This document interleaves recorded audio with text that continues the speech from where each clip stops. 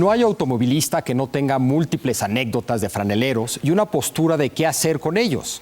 Y la abrumadora mayoría de los conductores piensa que son un mal innecesario y que deben desaparecer. Para platicar de este fenómeno en la Ciudad de México nos acompaña Francisco Reynoso, quien labora actualmente en el Programa Universitario de Medio Ambiente de la UNAM y que recientemente, por cierto, escribió un interesante texto sobre el tema en el blog de la revista Nexos. Francisco, bienvenido. Muchas gracias. Un tema a mí se me hizo muy interesante, leí el artículo y me gustaría, si te parece, empezar con un retrato del franelero. ¿Quiénes son? ¿Cuál es su perfil? ¿Qué función tienen? Bueno, pues un franelero realmente es una persona que hace muchas cosas.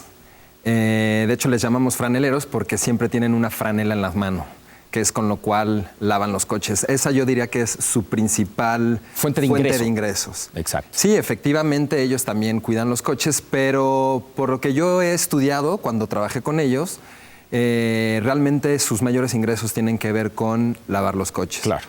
Y también hacen otras pequeñas cositas como pues la ida a una tienda porque algún vecino no puede salir. Sé de historias, por ejemplo, de vecinos que no quieren pagar un flete que es muy caro y entonces le piden la ayuda al franelero de la calle. Claro. En fin, son personas que debido a su contexto se han visto en la necesidad de realizar pequeños trabajos para poder subsistir. Okay. Otra cosa que mencionas y que creo que es interesante, algo controversial tal vez, pero que también son ojos en la calle. Sí. Es decir, son gente conocida por quien vive en la zona, que ellos a su vez conocen a quien vive en esa zona y que en ese sentido son ojos en que ven todo lo que pasa en la calle y ojos en que la gente confía en ellos. Y en ese sentido tienen un papel también de seguridad. ¿Es correcto? Así es. Yo creo también coincido también con esa... Es un tema debatible en el sentido de que hay, me parece, sin razones en cómo se puede observar la figura del franelero, ¿no? Claro. Hay personas que piensan que es totalmente lo opuesto, ¿no? Porque precisamente como saben a qué hora sales, a qué hora llegas, si tienes hijos, si estás casado, pues lo pueden ver como un factor de riesgo, ¿no? Pero no es algo que no sepa el portero de tu edificio, Google, ¿no? Claro. O sea, realmente estamos sujetos a que otras personas tengan información de nuestras vidas, ¿no? Y creo que eso es algo deseable precisamente para fomentar la convivencia de la ciudad. Claro. Pasemos ahora a qué explica su presencia. Queda claro que están ganando la vida, pero obviamente eso no ocurre en otros países. ¿Qué del contexto mexicano explica su presencia? Están muy presentes en las calles de México. Sí, pues me parece que el fenómeno de los franeleros es un fenómeno coyuntural y tiene que ver principalmente con dos cuestiones: que no hay empleo y que sobran coches, ¿no? Claro. Tiene que ver con una cuestión, la colega de Educación Ambiental, ahí en el Programa Universitario de Medio Ambiente, le gusta llamar a esto como la creatividad, ¿no? Que la gente pone para poder subsistir. Son estrategias de supervivencia, ¿no? Entonces, claro, la gente no tiene trabajo, se da cuenta que sobran coches y pues lo más fácil es cuidarlos, claro, ¿no? En una sociedad que no existieran coches, pues no existirían franeleros. ¿no? Claro. Hablemos ahora de la evolución, que eso también lo describes en el artículo. Hay una coyuntura, creo que clave, que genera enojo frente a los franeleros, que es cuando se pasa de la propina a la cuota. ¿Por qué no nos platicas un poco de ese momento, de por qué ocurre y de lo que genera? Yo no sé si tú te acuerdas que antes a los franeleros no les llamábamos franeleros, les llamábamos viene, sí. ¿no? Porque era como te llamaban, pues viene. Sí. Y era la propina que tú les otorgabas. Sin embargo, en el 2003, cuando vino Rodolfo Giuliani a tratar de adecuar la política pública de la cero tolerancia, los vio como un riesgo. Él vio que los franeleros pues sobraban, eran un exceso y estaban fuera de control y pululaban y podían significar un riesgo y un peligro para la sociedad. Entonces, una de sus recomendaciones fue que el gobierno tenía que hacer algo. La visita de Rodolfo Giuliani fue cuando era Andrés Manuel López Obrador el que estaba en la jefatura de gobierno, pero fue Marcelo Ebrard el que como secretario de Seguridad Pública recibió ese reporte. Entonces, fue también con Andrés Manuel López Obrador que después de estas recomendaciones hace la Ley de Cultura Cívica y pone por ahí 2 artículos, el 24 y 25, que lo que hacen realmente es pues criminalizar a los franeleros, porque estos artículos ponen como prohibición que se ofrezca un servicio en la calle y que obstruyan la vía pública, ¿no? Cosa que puede hacer lo mismo la terraza de un restaurante, ¿no? Pero... Claro. Bueno, que también... Yo creo que es un fenómeno similar de privatización de espacios públicos. Ahorita hablamos de ese tema. Pero entonces, a raíz de eso, se vuelven vulnerables frente a la autoridad que extorsiona. Claro. Al ser extorsionados, se vuelven más agresivos al ya no pedir propina, sino al cobrar una cuota, y eso genera un mayor rechazo de la sociedad, ¿correcto? De los automovilistas. Exactamente, sí. Tenemos que tener siempre en cuenta que pues, es un problema de automovilistas, ¿no? Si alguien se fuera al metro a hacer una encuesta de franeleros, yo creo que pues, te van a decir... Te toparías con varios. Pues, te toparías con varios, ¿no? Para empezar. Entonces, sí...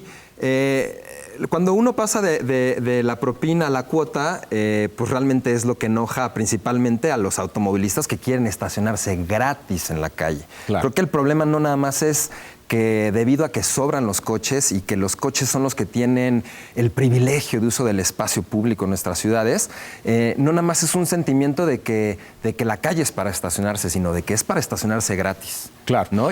Hablemos de eso, porque el argumento que surge, y que es relativamente reciente, es un argumento de conductores de vehículos en contra de flanereros, y el argumento es que están privatizando el espacio público. Así es. Coincido totalmente contigo de que es un argumento curioso, y sobre todo, particularmente curioso, cuando ves que eso fue reemplazado en algunos lugares con parquímetros. Pero ese es el argumento, ¿no? El argumento inicial es que es un espacio público que está siendo privatizado. Exactamente. Sospecho que muchos de esos conductores piensan que cuando se estaciona enfrente de su casa, eso es escandaloso porque la gente considera el lugar enfrente de su casa como suyo. Y la gente incluso pone postes para que la gente no se estacione enfrente de su casa, porque ese espacio sí es de ellos. Así es. Enfrente de la casa de otra persona, cuando van a otro lugar, ese sí es público y de todos, pero el suyo, el que está enfrente de su casa es suyo. Entonces, ese es el argumento, ¿correcto? Ese es el argumento, que están privatizando el espacio público. Pero los automovilistas pues no se dan cuenta que ellos son los que están privatizando el espacio público, ¿no? Y me parece que tiene que ver con esta lógica de que realmente creemos que las ciudades están hechas para los coches. Entonces, la figura del franelero es muy interesante porque realmente lo que nos hace ver es todas estas irracionalidades urbanas, ¿no? O sea, ¿cómo podemos llegar a pensar que tiene más derecho un coche que un huacal? Bueno, hablemos de soluciones. Entonces, que hay que cobrar por esos espacios en las calles donde se estacionan coches. Y surgen dos posibles maneras de cobrar. Así es. Parquímetros y franeleros. Así es. ¿No? Tú te inclinas por franeleros. Aquí es donde creo que vamos a empezar a diferir. Tú te inclinas por franeleros. Sí, yo me inclinaría, por supuesto, a que debido al contexto de la ciudad, al contexto del país, al contexto de la región latinoamericana, porque los franeleros existen desde México hasta la Patagonia. De hecho, mencionas, y esto hay que decirlo, que en algunos países los parquímetros son humanos. Así les llaman en Chile, parquímetros humanos. Y lo que hicieron fue... son franeleros. Son franeleros regulados, ¿no? Okay. Y lo que se dieron cuenta es que podían matar dos pájaros de un tiro. Si lo que no tenemos es empleo, regulemos.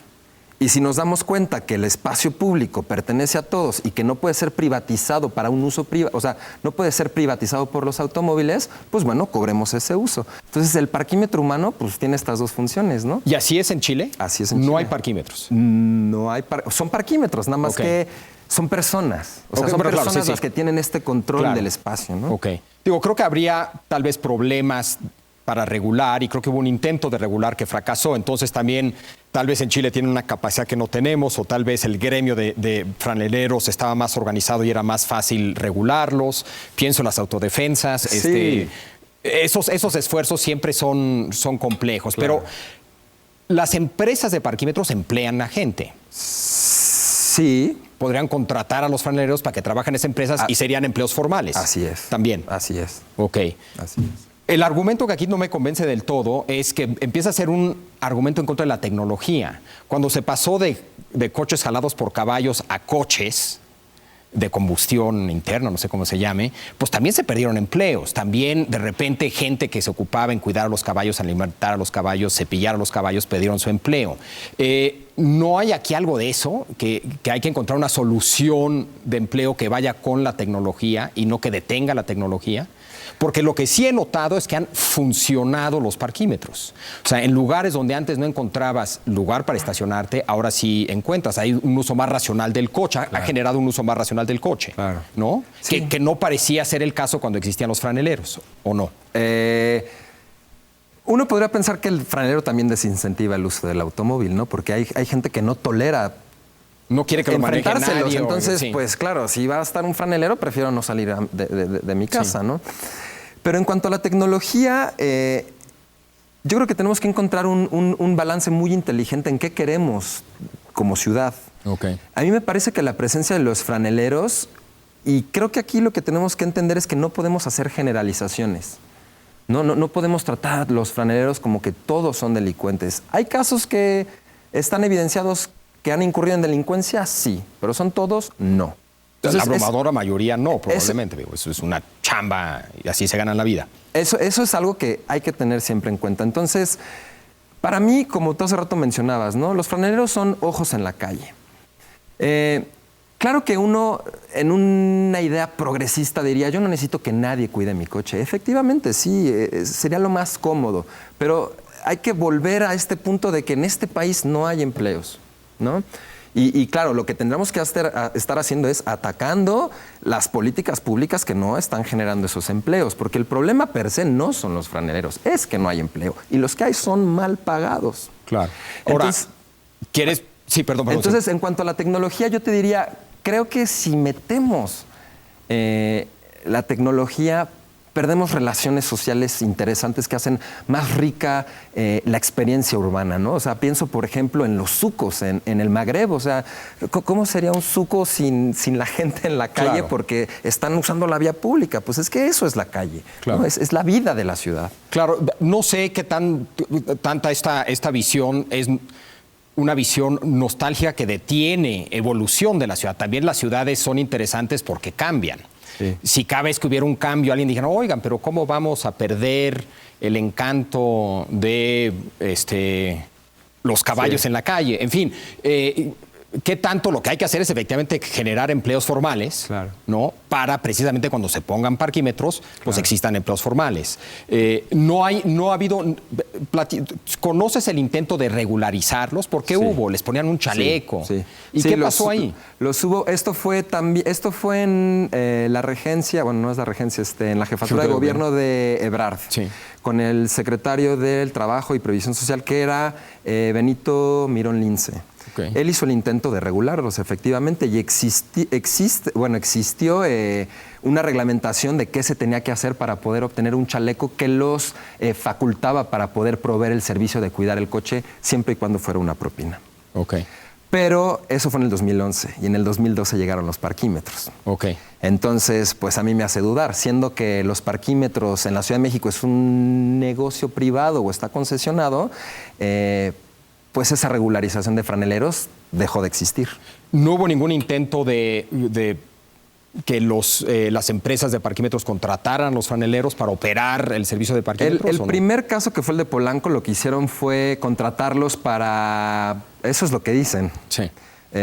Los contrataron para rehabilitar una de las calles, porque se supone que con los ingresos de los parquímetros lo que hacen es reinvertirlo en el espacio público, en las calles de la ciudad, lo cual me parece una manera no equitativa y no redistributiva de los ingresos, ¿no? Porque estás hablando de que donde sobran coches son colonias acomodadas, entonces realmente todo mundo está apoquinando.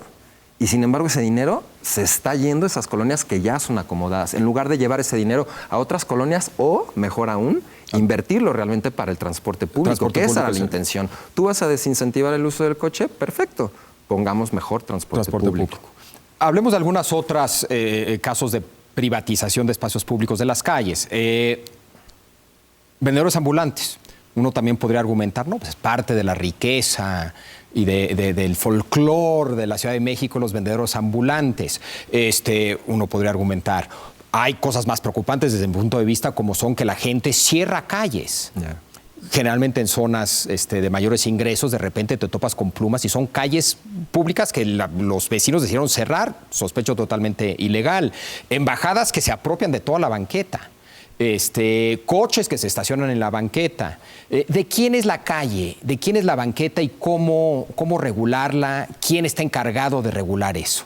Pues mira, la calle es una paradoja porque es de todos, pero es de nadie, ¿no? Y eso significa que todos tenemos que comportarnos como si fuera nuestro, pero también como si fuéramos invitados, ¿no? Pensar que la ciudad es donde todos...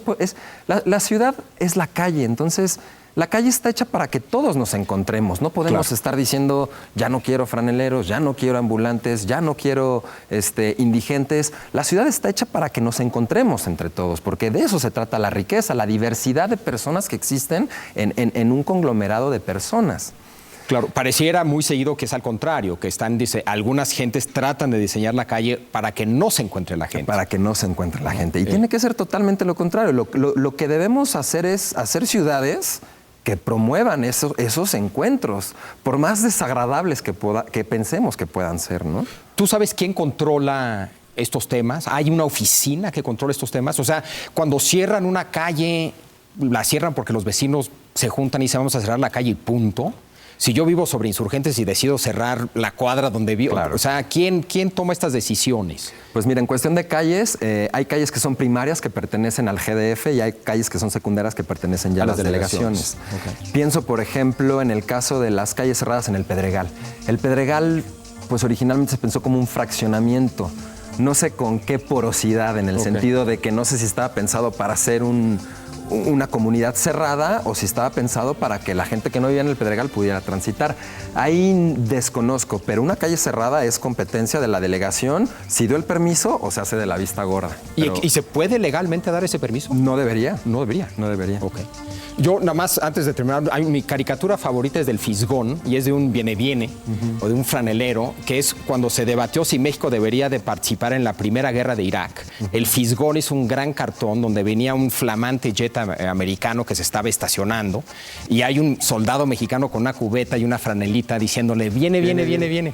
Se me hizo un gran cartón que captura esa tradición del franelero mexicano. Pero Francisco, muchísimas gracias. Gracias a ti. Un tema a mí se me hace muy interesante, además dentro del gran tema de espacios que se privatizan por alguien. Y que sí creo que es un tema serio en esta ciudad. Pero muchísimas gracias, Francisco. Tenemos que hacer un corte y regresamos con el tema que estamos discutiendo esta semana. ¿Qué explica la indignación que actualmente caracteriza la opinión pública mexicana? Que es aquí en Foro TV, que continúa la hora de opinar.